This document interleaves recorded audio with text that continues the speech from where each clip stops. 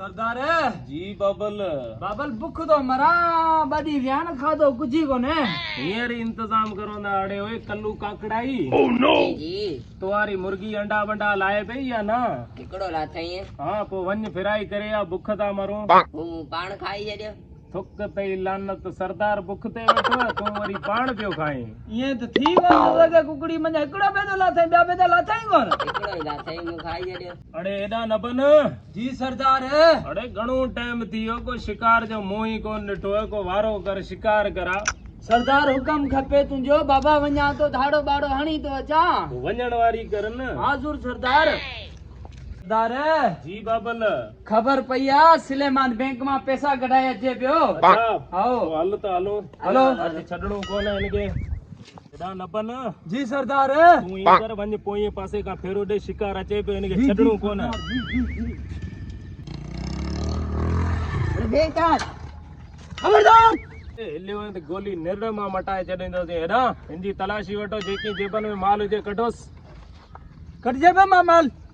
ये सरदार captain packet है हिकिड़ो सरदार टुटल हिकिड़ो मोबाइल है अड़े हेॾे हिन दौर में माण्हू आइस जो नशो कंदा आहिनि शराब जो नशो कंदा आहिनि चर्स पींदा आहिनि भंग पींदा आहिनि तूं कहिड़े दौर जो मवाली जेको हीअ अञा 4 केटन खणी फिरे पियो तो त हणी मवालियुनि खे बि लजाए छॾियो हल सरदार जी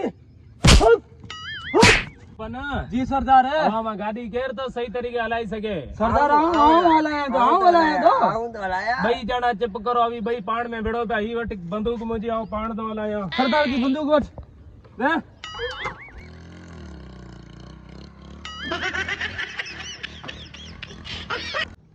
सरदार मोटरसाइकिल ते हलायो तो हवाई जहाज ते हलायो असांजी हलाइणी अहिड़ी आहे बाबा न बुट हलो ते मारियो असांखे यार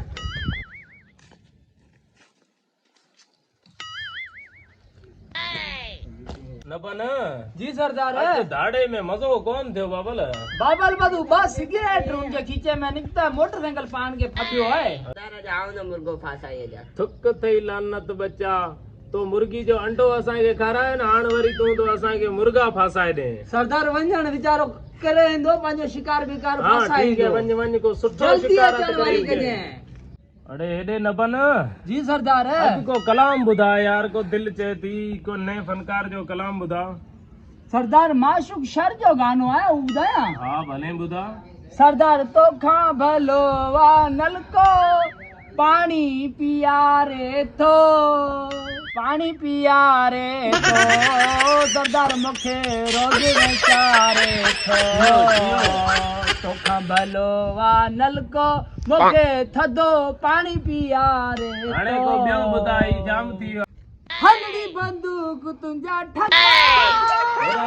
बंदूक खां मूंखे ॾाढो डपु थींदो ॿियो को कलाम ॿुधा न बस सरदार कलाम जो छेड़ो अची वियो सरदार बंदूकनि जे ठकनि खां डिॼी ईंदो पोइ तूं धाड़े लॻी थिए सरदार बस धाड़ेल थियण वारा हुआसीं थी वियासीं इहो कलाम बंदि कर हाणे ॿियो कुझु सोचूं था हल वो शिकार अचे पियो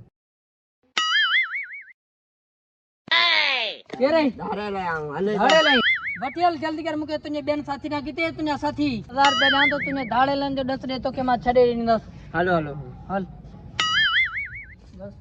अरे मुबारक ते कलू पकड़े शिकार पकड़ियो अचे पियो हाँ भले अचे भले सरदार आऊं आज शिकार फासाई आयो है आ कल्लू काकड़ाई वाह तो त अॼु ख़ुशि करे छॾियो अॼु त VIP शिकार आंदो आहे को पैसो आहे या न थला वार आहिनि वॾा ओड़े ही चाहे बम बम जल्दी करो भाई हलो ने सरदार आवाज सभिनि जो खेल खत्म हलो हलो ने जेल में हलो आवाज जिंदगी बकाए ते गुज़रंदी अरे ही कल्लू काकड़ाई लानती सभु तोजा कम है तोजे करे असांखे जेल में वञणो पियो आहे इन जे करे ॿियनि खे बि चवंदा त अहिड़ा कम न करो न त असां वारा हाल थींदा सरदार हाणे सॼी उमिरि ते चकी पीसणी थी